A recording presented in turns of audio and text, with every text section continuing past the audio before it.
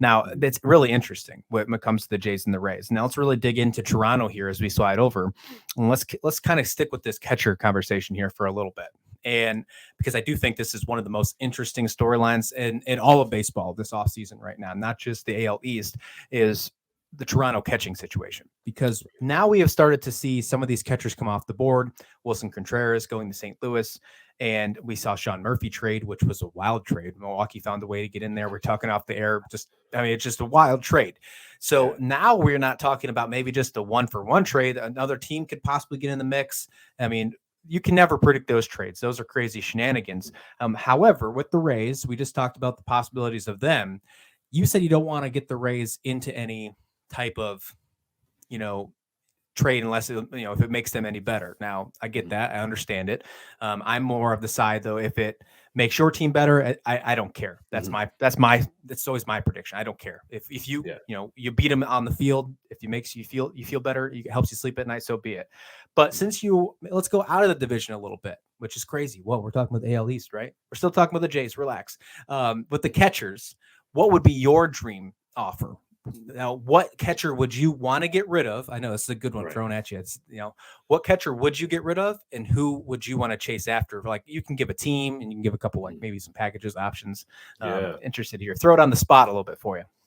Yeah, I think if it's me, I'm looking down to Arizona. They have not one, not two, but three left-handed hitting outfield center fielders. And I'm not even talking about Corbin Carroll.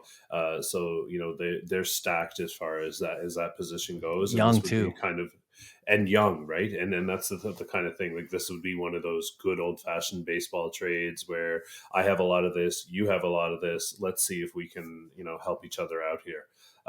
And so I would love to see an outfielder. It would be the best offseason ever if they could throw in Zach Gallen and all his money and all that stuff. And then that would be like one of those kind of trades that I think in all honesty, the Blue Jays fan base has been looking for and waiting for. We heard it was a possibility. Something big may need to happen to kind of get the right pieces in the right place to make a run. So I'd be looking down there for sure. And I would be looking to expand it, as you said. And if I'm the Toronto Blue Jays, I'm looking for the best return possible, and so if that means I have to give up, like I just said, one of the best pure hitters in all of baseball to do it, who has, I believe, 6 years of team control left. That's a big price. Yeah. Big price to pay. And that may be appealing for a team like the Diamondbacks, who, are going to need to kind of start rebuilding here and changing the ship in the right direction. So, Alejandro Kirk has a lot of appeal, and the question has always remained, is he going to stay at the catcher position, with his body type and all that stuff? And I don't really buy into that much at all. But then it's a question of, or do you want to trade Danny Jansen, who's only got 2 years of team control left and, has more major league experience. So if it comes down to me, I think I'm going with Alejandro Kirk coming off the All-Star season, unfortunately. And it's not that I want to trade him, because let's be real, the Blue Jays could not trade anybody, right? And they would be better for it, really. I'm not saying they have to trade Alejandro Kirk, and I want it to be him, but I think you're going to get the most value out of him. In particular, when you also look at the rest of the roster and how much DHing time there's going to need to be filled, and how much DHing time Alejandro Kirk himself would need.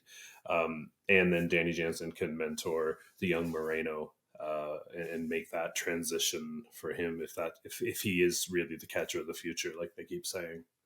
I'm so interested in that topic, and I know something's going to happen by the time the season starts. I just can't see Toronto keeping all three. If they do, that's great. Yeah. Just like you said, you'll be better for it. I just can't see that happening. So I'm really interested. This is probably one of my most interesting topics, and I would love to see one of those guys from Arizona come on over, or a nice package. I think that would be a nice, with that young core that Toronto already has. That'd be fun. Arizona's a fun team. I can't wait to talk about them in our NL West preview. They're kind of like the Orioles of the West right now. I think they are building up, and they're doing some really good, fun things. Speaking of the Orioles, I guess a past Oriole, now is on the Blue Jays. That's Kevin Gausman. Him, Alex Manoah had some fantastic pitching for the Blue Jays last season. Now you add Chris Bassett into the mix. You said you're going to think that Kikuchi's probably going to have to be in that mix as well. There is some rumors going around that the Blue Jays are also showing interest in Johnny Cueto as a possibility to add into the rotation, which I thought was pretty interesting. I thought, he definitely shined pretty good for Chicago last year coming into the mix. I thought that'd be a fun, maybe flex spot. I think he's going to be a flex kind of guy this come season. But talk to me about this rotation of Toronto. Do you think that, right now where they sit, this addition of Bassett, that's huge. That's something that really can make them take that next step forward. Yeah, and a lot of people, myself included, when the offseason began, it's that pipe dream of a Justin Verlander, because the Blue Jays had been in on him the previous time. So there was all that hype and kind of looking at the top tier of pitching, but the Blue Jays went in and said, you know what, okay, cool, pitching is going for this much. Let's slide in here and grab somebody who is going to pitch 30 games. Like, that's the first thing. And what Toronto has actually done now is they've built a rotation with Manoah, Gausman, and Barrios and Bassett now, all 30 starts. So they're really addressing this idea of starters going, first of all, staying healthy, eating innings, and all of that stuff, right? Just to save the bullpen as well. And that's a big topic up for debate. Is the bullpen too tired? Was it overused? Whatever. Regardless, clearly the Blue Jays front office is building a rotation that would suggest they thought that the bullpen absolutely was overworked. Right. The problem for me is that a lot of that time came when Yusei Kikuchi took the mound. So there's that fifth spot, right? So I would love to see even a Johnny Cueto, just somebody who can come in and compete with Kikuchi for that fifth spot. I think you got to earn it in a year where the Blue Jays are clearly going for it. Yeah. Oh, I think, yeah, absolutely. I thought they were going for it last season, which, I still think they were. But I think this year, especially, I think Toronto is really in that window. If you believe in windows, I know we've had that conversation in the past. If you believe in said windows, speaking of the bullpen, that's what they got in return for Teoscar Hernandez with Seattle. Eric Swanson was one of the guys to help with that bullpen focus. There's a couple other names involved in that as well. And you said there was actually, I remember you talking to me about this before our conversation in the past, that the trade actually was more involved around them with that focus. Is that correct? Yeah, I think the Adam Mako, I believe his first name is Adam for some reason. I'm doubting myself, but I'm pretty sure that it's Adam Mako. And anyway, he seems to be somebody that the Blue Jays feel can be one of the best starters in baseball with a few adjustments. And that to me is rather interesting. So you get, a near elite reliever in return for Teoscar Hernandez. You save, about $14 million by trading Teoscar Hernandez, and you get a potential high ceiling arm in return as well. The only thing it cost you was a massive hole in your lineup. So there's give and take. You gotta pay to play, I guess, but it is a fascinating deal for a number of reasons. It has a lot of layers to it, and I think you're right that Mako absolutely is one of those large layers. One more player to talk about that you did sign, and I know you're not too excited about this one, and that's Kevin Kiermaier. He did come over from the Rays in free agency. It's a 1-year deal. $9 million. Do I have to say it again? Fine, I will. Thank you. There's not a 1-year deal that I don't like. I mean, Kevin Kiermaier, whether he is someone that can just flip your rotation, maybe be a nice guy in the 9 spot, regardless, he's going to bring nice defensive play to your team. That is something that you're going to get night in and night out with this guy if he can stay healthy. Because last year we did not see that happen. So that's something to keep in mind. He's been with the Rays for a long time. And if you can be on that team for a long time, I think you're doing something right with all their analytical pressures and pushes. And even though he's aging, to finally make that step to move out. Again, I think that he could be a nice piece to either, he doesn't have to be an everyday player, but if he does, be a nice guy to sit in the 8-9 hole, flip your lineup, get ready for that young core of Bichette and Vlad and all those good guys up top. I think that can be a good piece. I know you're just not super excited. Is the reason you're not excited just because it's not a flashy name that are still left on the table, or is it just something that's just not exciting you, period? Yeah, I think with Kevin Kiermaier, like the Blue Jays ran out several last year, light hitting, super light hitting, defensive first players, and up until this point, the only addition that they've made to replace Oscar Hernandez is Kevin Kiermaier, who, for what he is. I appreciate, what he is. He's a great defensive player, good teammate, all of those things, and he will spell George Springer from center field, which is worth quite a few million just on its own, Hmm. right? So I do see the value of a Kevin Kiermaier. I just don't see how, at this point, with everything Toronto has done and kind of where they are and what's out there, I think they've got a difficult climb ahead of them to round out that outfield because they can't be happy with how it is now, as it stands right now. So if you've got Lourdes Gurriel in left, and then you've got Kevin Kiermaier in center, you've got George Springer in right. That's not terrible. It's actually quite good.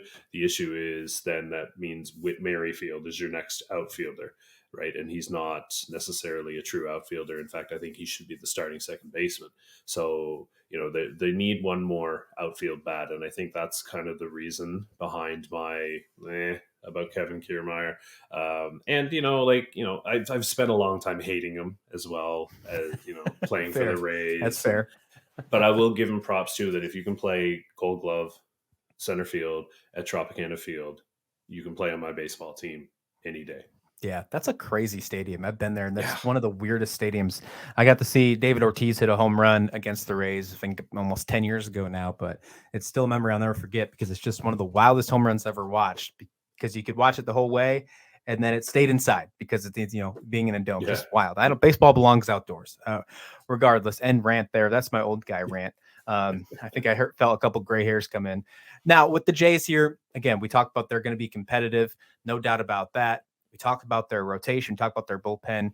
You know, now there's a lot of conversation here moving forward about what's going to happen with their infield as well. A lot of people don't really like the idea of Bo Bichette being in that conversation. I know Santiago Esmal. I've heard that from the past. Last little bit here on the Blue Jays. What do you think that gripe is about? Do you think that's just some hot air, or is that something that can actually lead to a big concern moving forward? Bo Bichette is a concern defensively at shortstop, and I can't sugarcoat it. He is offensively one of the best shortstops in baseball, and you can't take that from him. But defensively, he's almost a liability.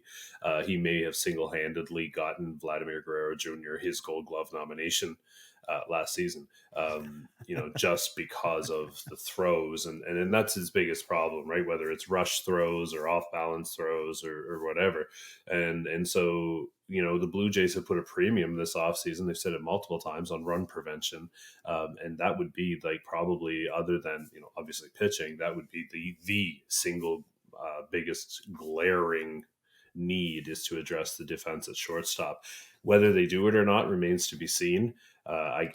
I'd be surprised, in all honesty, at this point, given the nature of what's out there and who's out there and how much they've already done. I'd be surprised, unless there's, Bo Bichette is part of some massive trade that's going to, like one of those, Fred McGriff, Tony Fernandez type that the Blue Jays have. P.S. Congratulations to Fred McGriff on the Hall of Fame. Right. Richly deserved. It's about friggin' time.